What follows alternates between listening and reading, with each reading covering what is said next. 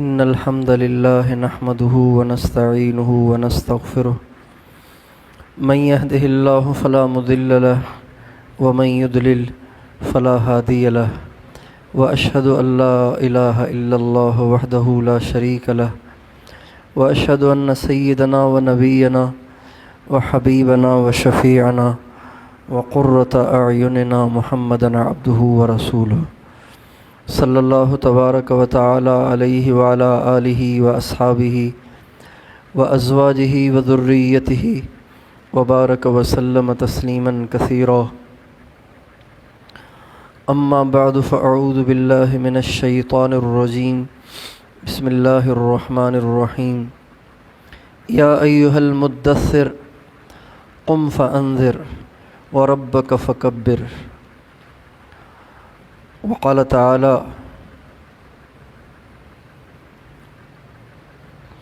فاعلم انه لا الہ الا اللہ واستغفر لذنبك وللمؤمنین وقال النبی صلی اللہ علیہ وسلم ان فی الجسد لمضغة اذا صلحت صلح الجسد كله واذا فسدت فسد الجسد كله الا وہی القلب سبحان ربک رب العزت عما یصفون وسلام علی المرسلین والحمد للہ رب العالمین اللہم صلی علی سیدنا محمد وعلی آل سیدنا محمد فی الاولین وصلی علی سیدنا محمد وآلہ فی الآخرین وصلی علی سیدنا محمد فی کل وقت وحین۔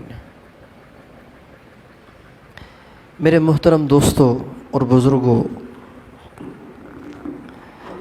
انسان کا یہ مزاج ہے، انسان کی یہ طبیعت ہے کہ وہ جس کو بڑا تسلیم کر لے، جس کو دل سے اپنا بڑا تسلیم کر لے تو اس کی ماننے لگ جاتا ہے، اور جس کو اپنے دل سے بڑا تسلیم نہ کرے تو اس کی نہیں مانتا، چاہے وہ حقیقت میں بڑا ہی کیوں نہ ہو۔ یہ انسان کا مزاج ہے، جب وہ بڑا نہ مانے تو کوئی اسے منوا نہیں سکتا، اور جب وہ بڑا مان لے تو پھر وہ بالکل سیدھا ہو جاتا ہے۔ ساری دنیا کسی سے کہے، کسی مٹھائی کے شوقین سے کہے کہ مٹھائی چھوڑ دیں نا، آپ کہے گا مٹھائی کے بغیر تو میں جی نہیں سکتا، حیدرآباد کی ربڑی کے بغیر تو میں جی نہیں سکتا۔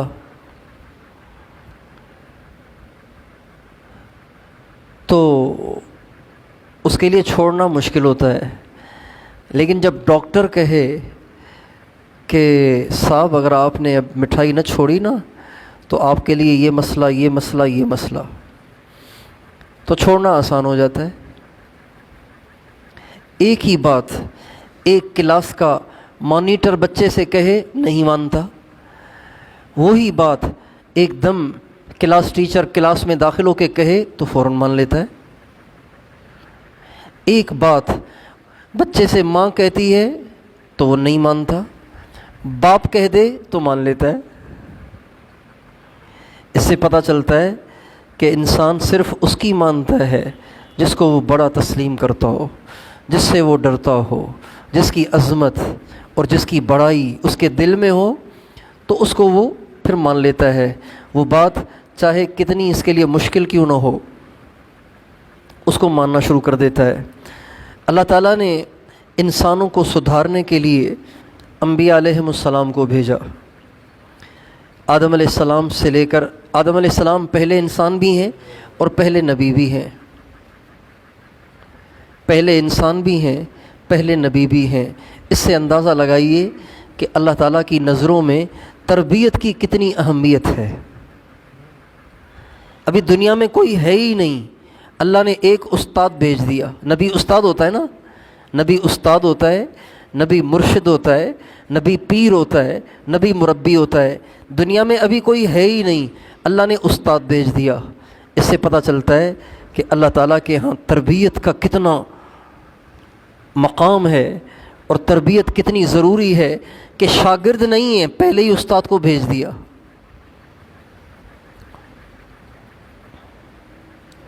اس وقت ہم اپنے معاشرے میں دیکھتے ہیں کہ تربیت کا فقدان ہے، تربیت ہے ہی نہیں۔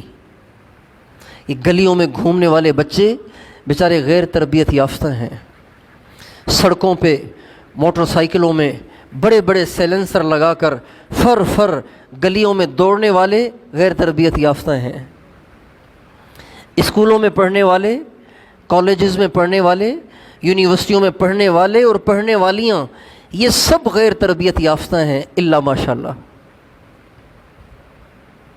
تربیت نہیں ہے، نہ گھروں میں تربیت ہے، نہ اسکولوں میں تربیت ہے، نہ کالجز میں تربیت ہے، نہ یونیورسٹیوں میں تربیت ہے۔ تربیت کا فقدان ہے۔ اس کا نتیجہ کیا ہے؟ اس کا نتیجہ یہ ہے کہ ہر انسان بچھو بنا ہوا ہے، سانپ بنا ہوا ہے۔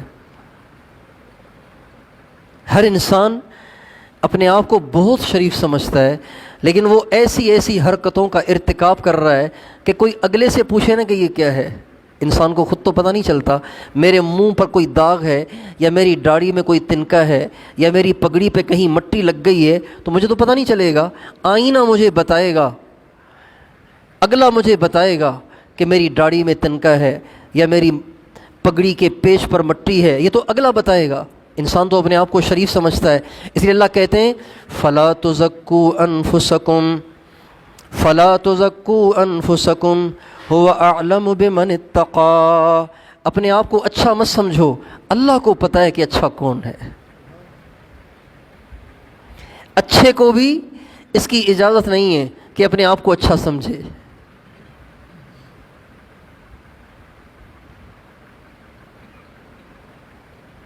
موسیٰ علیہ السلام کھڑے ہوئے تھے ایک مجمع میں، بیان کر رہے تھے، بڑا مجمع تھا۔ تو اس مجمع میں کسی نے موسیٰ علیہ السلام سے پوچھا، اے موسیٰ، دنیا میں اس وقت سب سے بڑا عالم کون ہے؟ فرمانے لگے میں۔ اور یہ بالکل سچ ہے، حق ہے کہ نبی سے بڑا عالم کوئی ہو ہی نہیں سکتا۔ پھر نبی بھی وہ جو صاحب کتاب ہے، صاحب تورات ہے، اور اللہ کا کلیم ہے، جو سعادت اللہ نے موسیٰ علیہ السلام کو دی، موسیٰ علیہ السلام سے پہلے کسی نبی کو نہیں دی۔ ابراہیم علیہ السلام کا درجہ حضرت موسیٰ علیہ السلام سے بڑا ہے، لیکن اللہ سے ہم کلام ہونے کا شرف ان کو بھی نہیں ملا۔ تو فرمانے لگے سب سے بڑا عالم دنیا میں ہوں۔ اب یہ بات انہوں نے سچی کہی، لیکن اللہ کو اچھی نہیں لگی۔ میں تم نے کیوں کہا؟ انا تو ٹھیک نہیں ہے، انا تو ٹھیک نہیں ہے۔ بات سے بات نکلتی ہے، اس بات کو آپ یاد رکھیے گا اگر میں بھول جاؤں۔ ایک دفعہ ہمارے نبی نے اپنے صحابہ سے فرمایا، میں نے رات معراج میں انبیاء سے ملاقات کی، انبیاء سے ملاقات ہوئی۔ میں نے عیسیٰ علیہ السلام کو دیکھا تو ایسے لگ رہے تھے جیسے عروہ بن مسعود ہیں، بالکل ان جیسی شکل کے تھے عیسیٰ علیہ السلام۔ عیسیٰ علیہ السلام ان جیسی عروہ ابن مسعود کی شکل کے تھے۔ موسیٰ علیہ السلام کو دیکھا تو ایسے لگ رہا تھا جیسے قبیلے شنوع کا آدمی ہو۔ قبیلے شنوع کے جو لوگ ہیں وہ لمبے چوڑے اور بڑے مضبوط قسم کے لوگ ہوتے ہیں، جیسے ہمارے ہاں پاکستان میں چکوال کے لوگ لمبے چوڑے اور بڑے مضبوط ہوتے ہیں، تو قبیلے شنوع کے لوگ بڑے مضبوط ہوتے ہیں۔ آپ نے فرمایا میں نے موسیٰ علیہ السلام کو دیکھا تو ایسے لگ رہا تھا جیسے قبیلے شنوع کا آدمی ہے۔ پھر میں نے ابراہیم علیہ السلام کو دیکھا تو ابراہیم علیہ السلام کو جب میں نے دیکھا تو وہ بالکل تمہارے ساتھی جیسے تھے۔ آپ نے یہ نہیں کہا بالکل وہ میرے جیسے تھے، یہ نہیں کہا۔ اقرب من یشبہہ صاحبکم، سب سے زیادہ ابراہیم علیہ السلام کی جو شباہت تھی وہ تمہارے ساتھی جیسی تھی۔ موسیٰ علیہ السلام سے پوچھا سب سے بڑا عالم کون ہے؟ فرمانے لگے میں۔ اللہ نے کہا یہ تو ٹھیک نہیں ہے، انا تم نے کیوں کہا؟ جاؤ جا کے مجمع البحرین میں دیکھو کہ ہمارا ایک بندہ ہے، اس کو ہم نے کتنا علم دے رکھا ہے۔ چنانچہ موسیٰ علیہ السلام نے حضرت یوشع علیہ السلام کو ساتھ لیا، چل سو چل، چل سو چل، چل سو چل، چلتے چلتے بڑی مشقتوں کے بعد، بڑی تکلیفوں کو برداشت کرنے کے بعد مشکل سے جا کر وہاں پہنچے اور پھر ان سے ملاقات ہوئی۔ لمبا واقعہ ہے، سورہ کہف میں مذکور ہے۔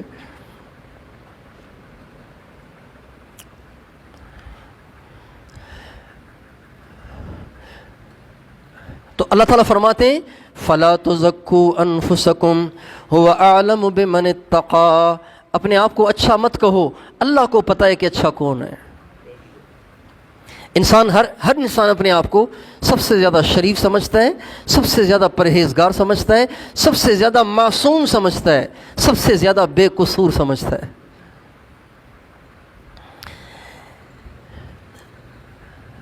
تو عیوب تو دوسرا بتاتا ہے۔ جب انسان کی تربیت ہوتی ہے، انسان کی اگر تربیت ہو جائے، اس کا اگر تزکیہ ہو جائے تو اسے اوروں کی برائیاں نہیں، اپنی برائیاں نظر آنے لگ جاتی ہیں۔ تربیت اور تزکیے کا یہ نتیجہ ہے کہ جب انسان کا تزکیہ ہو جائے، اس کی تربیت ہو جائے، اس کے اندر کی خرابیاں ختم ہو جائیں، تو سب سے پہلا جو ثمرہ اس کو نصیب ہوتا ہے، سب سے پہلا جو اس کے لیے رزلٹ نکلتا ہے، وہ یہ کہ اسے اپنی برائیاں نظر آنے لگ جاتی ہیں، اوروں کی برائیوں سے وہ اندھا ہو جاتا ہے۔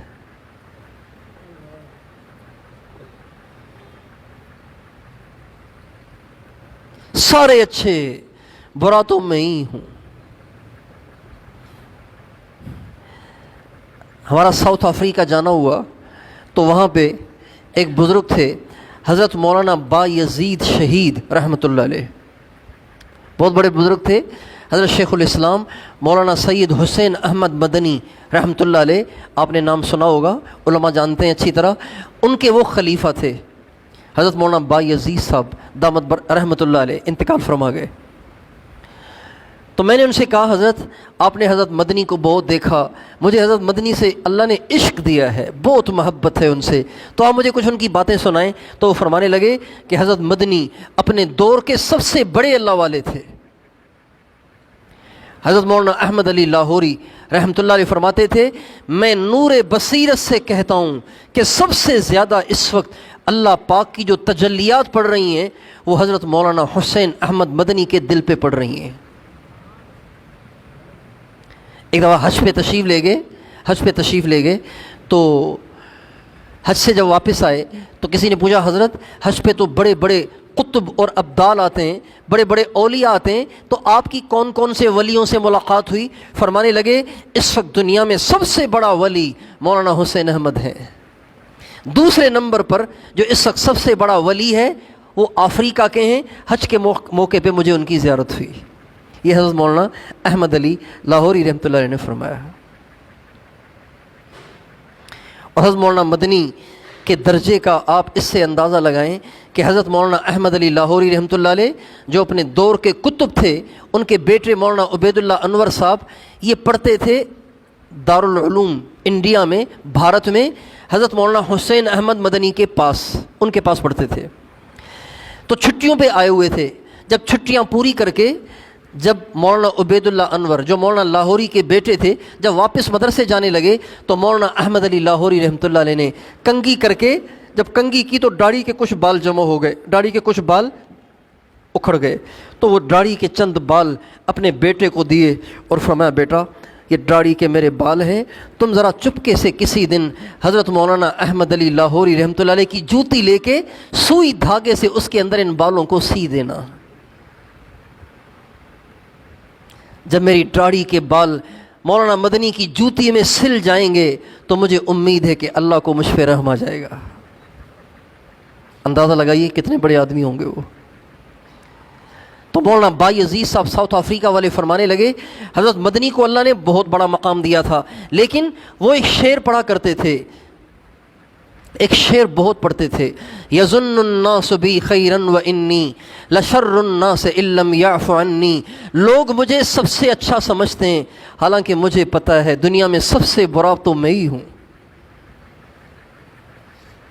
جب انسان کی تربیت ہو جائے اسے اپنی اچھائیاں نظر نہیں آتی، اسے اپنی کمیاں نظر آتی ہیں، اپنی برائیاں نظر آتی ہیں، وہ ہر آن ہر گھڑی اسی فکر میں ہوتا ہے کہ یہ برائیاں مجھ سے کیسے دور ہوں، یا اللہ مرنے سے پہلے مجھے پاک کر دے۔ ہمارے ایک استاد محترم حضرت مولانا جمشید صاحب نور اللہ مرقدہ اعلی اللہ مراتبہ ایک شعر سنایا کرتے تھے ہمیں بہت زیادہ، دھن رے دھنیے اپنی دھن پرائی دھنی کا پاپ نپن، یہ شعر روزانہ سناتے تھے۔ شاید کوئی اکا دکا دن انہوں نے نہ سنایا ہو، روزانہ سناتے تھے۔ اب یہ زبان ہے ہندی تو ہمیں نہیں آتی تھی، لیکن اتنا زیادہ ان کی زبان سے اس کو سنا کہ یاد ہو گیا۔ دھن رے دھنیے اپنی دھن، پرائی دھنی کا پاپ نپن، تیری روئی میں چار بنولے، سب سے پہلے ان کو چن۔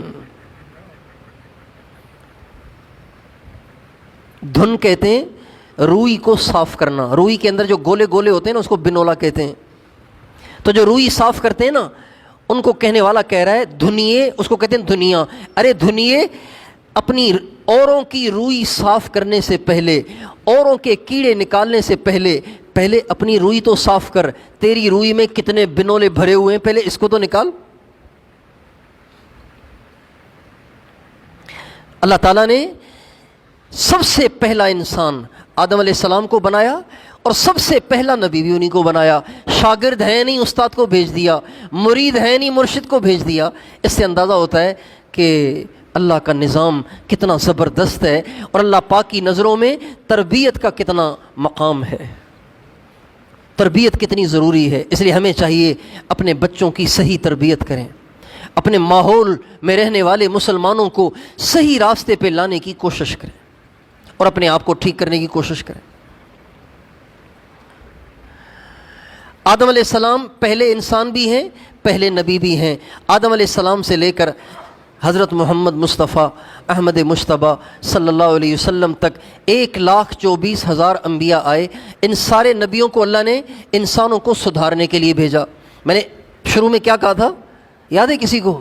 انسان دل سے کسی کو بڑا مان لینا پھر اس کی ماننا آسان ہو جاتا ہے۔ اللہ تعالیٰ نے انبیاء علیہ السلام کو بھیجا انسانوں کو اللہ کا فرما بردار بنانے کے لیے۔ تو آدم علیہ السلام سے لے کر حضرت محمد صلی اللہ علیہ وسلم تک سارے نبیوں نے انسانوں کو سدھارنے کے لیے سب سے پہلا جو سبق انسانیت کو پڑھایا وہ پتہ ہی کیا تھا؟ وہ یہ تھا کہ اللہ کو بڑا مان لو۔ سب سے پہلا کام نبیوں نے یہ کیا، انسانوں کے دلوں میں اللہ کی بڑائی کو بٹھایا۔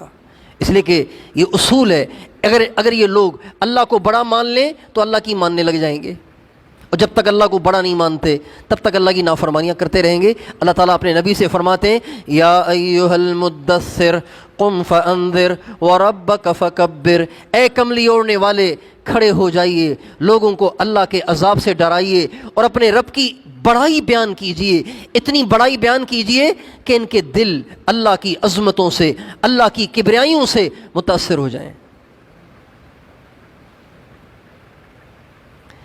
یہ ابتدائی حکم ہے جو نبی کریم صلی اللہ علیہ وسلم کو دیا گیا کہ دل اللہ پاک کی عظمت سے متاثر ہو جائیں۔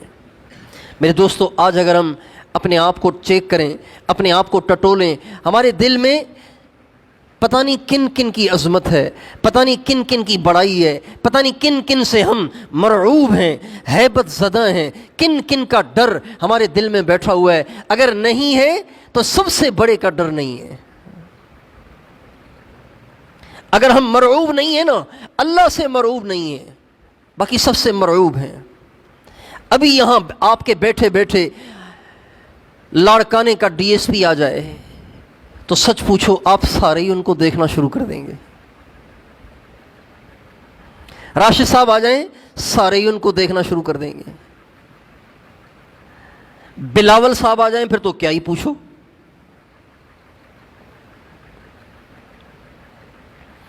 اللہ پاک کے غیر سے دل اتنے متاثر ہیں کہ اللہ کی عظمت سے دل خالی ہے۔ اللہ تعالیٰ فرماتے ہیں انما المؤمنون الذين اذا ذكر الله وجلت قلوبهم واذا تليت عليهم آياته زادتهم ایمانا، ایمان والے صرف وہ ہیں جب اللہ کا نام سنتے ہیں ان کے دل کپ کپا جاتے ہیں، ان کے دل لرز جاتے ہیں، کانپ جاتے ہیں۔ ایک آدمی غلط کام کر رہا ہے، اگر اسے کہیں اللہ دیکھ رہا ہے تو وہ ہلے گا بھی نہیں۔ اگر اس کا کوئی بڑا دیکھ رہا ہے، اس کو کہیں بڑا دیکھ رہا ہے تو وہ ایک دم ٹھیک ہو جائے گا۔ ایک دم ہم مدرسے میں پڑھ رہے تھے تو میرے ساتھ ہمارے بزرگوں نے ہماری جوڑیاں بنائی تھیں، دو دو آپس میں بیٹھ کے تکرار کرو، سبق پکا کرو۔ تو میرا جو جوڑی دار تھا وہ امریکہ کا تھا، تو امریکہ کا آدمی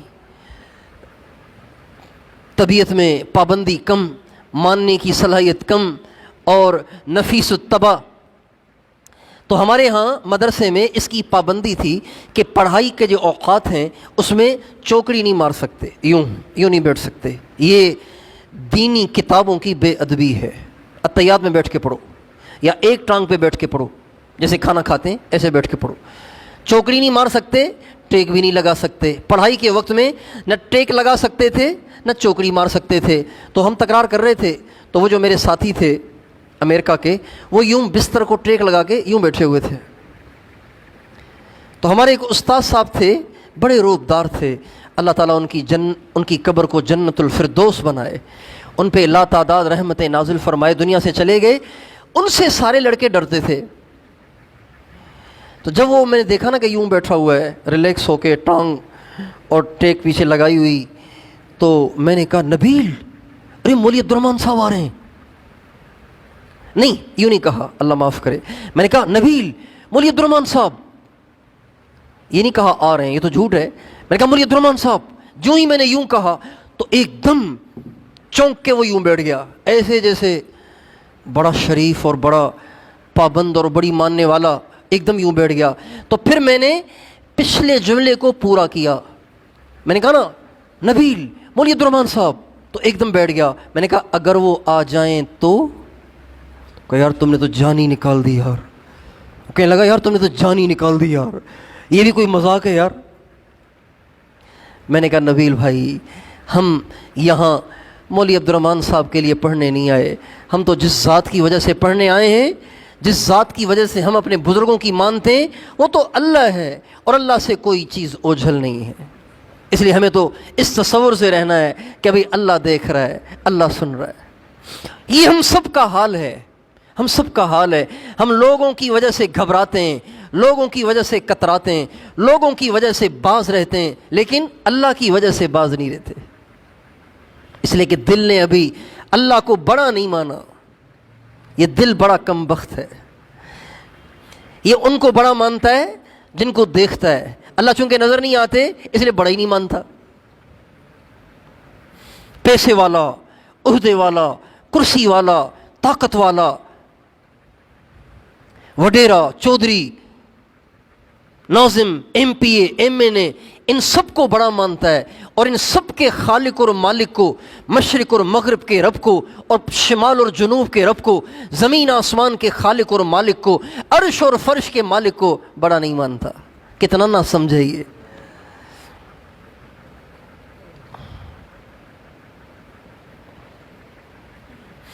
اس لیے انبیاء علیہم السلام سب سے پہلے دل کو اللہ پاک کی ذات سے متاثر کرتے ہیں، اور قرآن پاک کی آیات کو اگر گنا جائے نا، اکثر آیتوں میں اللہ تعالیٰ نے احکام نہیں دیے، احکام تو دیے 500 آیتوں میں، صرف قرآن پاک کی 500 آیتوں میں احکام دیے گئے، یہ کرو، یہ مت کرو، یہ غلط ہے، یہ صحیح ہے، یہ جائز ہے، یہ ناجائز ہے، یہ حرام ہے، یہ حلال ہے۔ 500 آیتوں میں اللہ نے احکام دیے۔ اس کے علاوہ ساری آیتوں میں اللہ نے یا اپنی عظمت کو بیان کیا ہے، یا اپنی کبریائی کو بیان کیا ہے، یا اپنی توحید کو بیان کیا ہے، یا اپنے اختیارات کو بیان کیا ہے، یا اپنی نعمتوں کو بیان کیا ہے، یا جنت اور جہنم اور قیامت کے دن کو بیان کیا ہے۔ سارا قرآن اللہ پاک کی عظمتوں سے بھرا ہوا ہے، اللہ پاک کی کبریائی سے بھرا ہوا ہے۔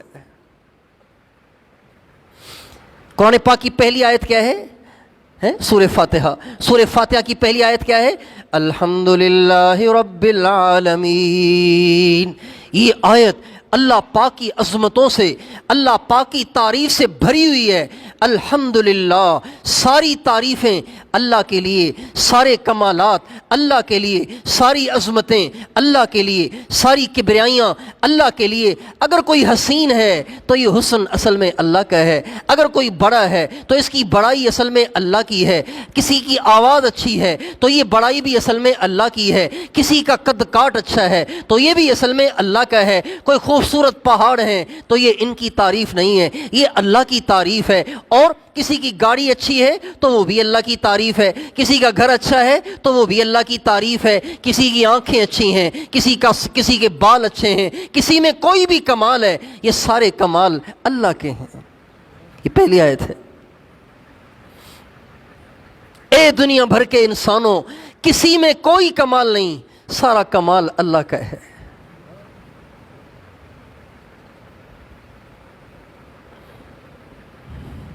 سارا کمال بتاؤ کس کا ہے؟ سارا کمال کس کا ہے؟ بولو تو صحیح، آواز نہیں نکل رہی۔ اللہ کا ہے، سارا کمال اللہ کا ہے۔ دیکھو تو صحیح یار، مرد اپنی عورت کے رحم میں کیا چیز ڈالتا ہے اور کیا نکلتا ہے، اف، اللہ اکبر۔ اللہ تعالیٰ فرماتے ہیں هو الذی یصورکم فی الارحام کیف یشاء۔ پتہ ہے اللہ کون ہے؟ اللہ وہ ہے جو تمہارے ماؤں کے رحموں میں تمہاری خوبصورت تصویر بناتا ہے۔ یخلقکم فی بطون امہاتکم فی ظلمات ثلاث۔ وہ اللہ جو 3 اندھیروں میں تمہاری اتنی خوبصورت شکل بناتا ہے۔ ہر مصور تصویر روشنی میں بناتا ہے، ہر کاریگر اپنی کاریگری روشنی میں دکھاتا ہے۔ وہ کیا با کمال کاریگر ہے، وہ کیا با کمال مصور ہے جو 3 اندھیروں میں ماں کے پیٹ کا اندھیرا، رحم کا اندھیرا، اندر جھلی کا اندھیرا، 3 اندھیروں میں ایسی خوبصورت شکل بناتا ہے کہ کبھی اس شکل میں فالٹ نہیں ہے۔ کبھی ایسے نہیں ہوا کہ آنکھ کو کان کی جگہ لگا دیا، کان کو آنکھوں کی جگہ لگا دیا، پاؤں کو ہاتھوں کی جگہ لگا دیا، ہاتھوں کو پاؤں کی جگہ لگا دیا۔ فتبارک اللہ احسن الخالقین۔ اے اللہ تیرے کیا کہنے، تو کتنا اچھا بنانے والا ہے۔ یہ سارا اللہ نے قرآن میں کہا ہے۔ بتائیے اللہ کتنا بڑا ہے۔ اللہ تعالیٰ فرماتے ہیں الم تروا کیف خلق اللہ 7 سماوات طباقا۔ اے لوگو دیکھتے نہیں ہو آسمانوں کو کتنے بڑے بڑے ایک دوسرے کے اوپر اللہ نے آسمان بنائے۔ وجعل فیہن القمر نورا وجعل الشمس سراجا۔ اللہ وہ ذات ہے جس نے ان آسمانوں میں چاند بنایا، سورج بنایا۔ سورج کے نکلنے کا ٹائم مقرر ہے، اس کے غروب ہو جانے کا ٹائم مقرر ہے۔ چاند کبھی گھٹتا ہے کبھی بڑھتا ہے۔ بتاؤ یہ سب کچھ کون کر رہا ہے؟ واہ واہ، اللہ کتنا بڑا ہے۔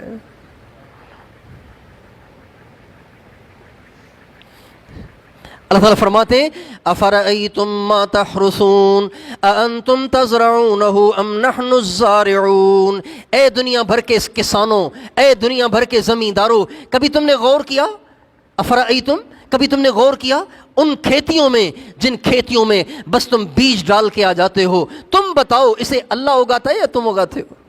اللہ کہتے ہیں، پوچھتے ہیں اانتم تزرعونه ام نحن الزارعون، کیا تم اگاتے ہو یا اللہ اگاتا ہے؟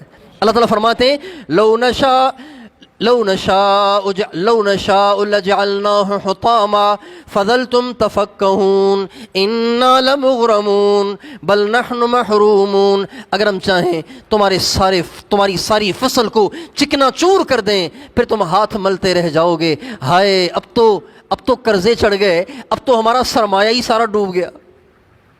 وہ اللہ ہے۔ انسان مٹی میں ڈالتا کیا ہے، نکلتا کیا؟ ایک دانہ ڈالتا ہے 100 دانے نکلتے ہیں۔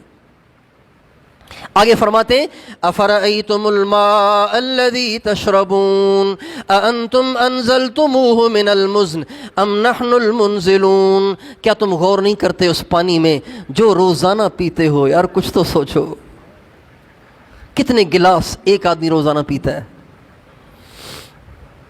جن کے ڈائلسس ہوتے ہیں نا وہ پانی کم پیتے ہیں، لیکن وہ بھی 5-7 گلاس تو پی جاتے ہوں گے۔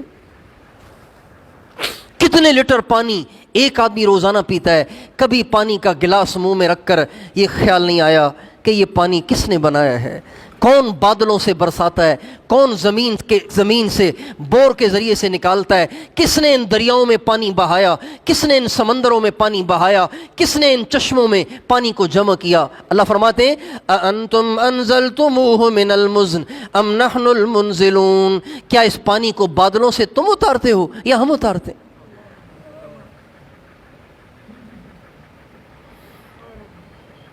اگلی جو آیت ہے نا، پہلے سمجھ میں نہیں آتی تھی، اب سمجھ میں آ رہی ہے۔ جب پورے سندھ کا پانی میٹھا تھا، پورے سندھ کا پانی میٹھا تھا، اب جگہ جگہ سندھ کا پانی بھی خراب ہو گیا ہے۔ یہ تو ہمارے سامنے کی بات ہے۔ پنجاب میں ہم دیکھتے تھے کہ لوگ گیلنوں پہ پانی بیچ رہے ہوتے تھے۔ ایک دفعہ ہم فیصل آباد گئے تو میں نے دیکھا کہ وہ گدھا گاڑی کے اوپر بہت سارے گیلن رکھے ہوئے ہیں۔ گلستان کالونی جہاں مولانا طارق امی صاحب رہتے ہیں، وہاں ہماری جماعت گئی تھی، تو میں نے دیکھا کہ بہت سارے گیلن رکھے ہوئے ہیں گدھا گاڑی کے اوپر۔ تو وہ ہر بنگلے پہ بیل بجاتا ہے اور گیلن اندر کر دیتا ہے۔ تو میں نے وہاں کے ساتھیوں سے پوچھا یہ کیا کر رہا ہے، یہ کیا دے رہا ہے ان کو؟ کہا یہ پانی دے رہا ہے، اس لیے کہ یہاں میٹھا پانی نہیں ہے۔ اور یہ اس وقت کی بات ہے جب ہمارے سندھ میں کبھی گندا پانی نہیں تھا، کڑوا پانی نہیں تھا، کھاری پانی نہیں تھا۔ آج سے بہت برس پہلے کی بات ہے۔ اب یہاں بھی ہو گیا ہے۔ میں حالہ کا رہنے والا ہوں، حالہ میں دریائے سندھ ہے، تو ہمارا پانی بہت اچھا۔ کراچی کے لوگ اور مٹیاری کے لوگ اور حیدرآباد کے لوگ جو وہاں ملازمت کرتے تھے، وہ بھی یہاں سے گیلن بھر بھر کے گاڑیوں کی ڈگیوں میں لے کے جاتے تھے، سارا ہفتہ وہاں پیتے تھے، اتنا اچھا پانی۔ اب وہ بھی خراب ہو گیا۔ اللہ فرماتے ہیں لو نشاء جعلناہ اجاجا فلولا تشکرون، اگر میں چاہوں تمہارا پانی کڑوا کر دوں، تم کیا کر لو گے؟ فلولا تشکرون، کیوں نہیں شکر کرتے؟ شکر نہیں کرو گے پانی کڑوا کر دوں گا، شکر کرو گے پانی میٹھا کر دوں گا۔ تو جہاں جہاں کڑوا پانی ہے اس کا علاج کیا ہے؟ اللہ کا شکر ادا کرو۔ اللہ تیرا شکر ہے، تو دے تو رہا ہے نا، کڑوائی صحیح دے تو رہا ہے، اگر یہ بھی بند کر دے تو ہم کیا کریں گے؟ اللہ تعالیٰ فرماتے ہیں قل ارأیتم ان اصبح ماؤکم غورا فمن یأتیکم بماء معین، اے میرے نبی ان سے کہو اگر تمہارا رب زمین سے پانی کو ختم ہی کر دے، کہاں سے لاؤ گے پانی؟ ابھی تو تم کڑوے کو میٹھا کر لیتے ہو، بھاری کو ہلکا کر لیتے ہو، جب اللہ پانی کو ہی ختم کر دے تو پانی کہاں سے لاؤ گے؟ میرے دوستو، انسان تب سدھرے گا، انسان کے اعمال تب ٹھیک ہوں گے، انسان اللہ کی ماننے والا تب بنے گا جب اس کے دل میں اللہ کی عظمت ہو، اللہ کی بڑائی ہو، وہ اللہ سے ڈرتا ہو، اللہ سے مرعوب ہو۔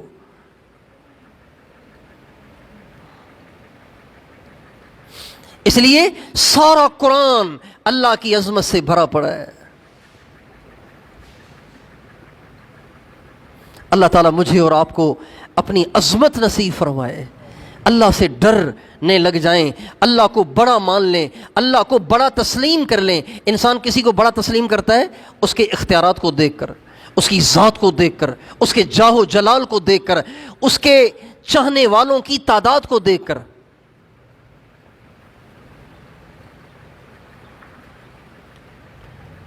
جس کے چاہنے والے زیادہ ہوں اس کی ایک عظمت ہے،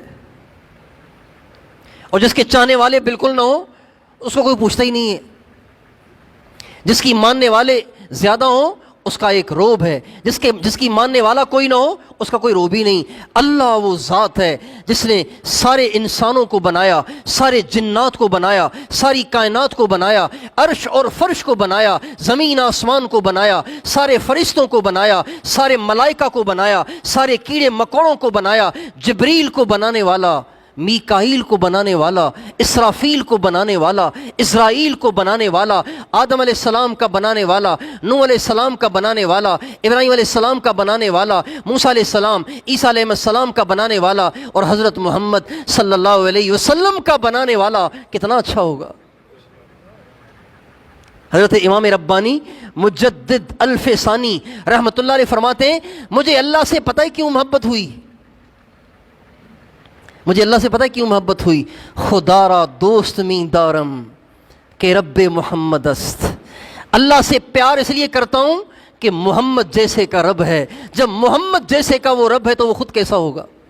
جس کا بندہ محمد ہے، جو بے مثل ہے، بے مثال ہے، عجیب و غریب ہے، عظیم الشان ہے، اس کی عظمتوں کو کوئی سمجھ ہی نہیں سکتا، اس کی بڑائی کو کوئی سمجھ ہی نہیں سکتا، اس کی شان کی کوئی انتہا نہیں ہے، تو اس کا بنانے والا کیا ہوگا؟ خدا را دوست می دارم کہ رب محمد است، اللہ سے اس لیے پیار کرتا ہوں کہ محمد کا رب ہے۔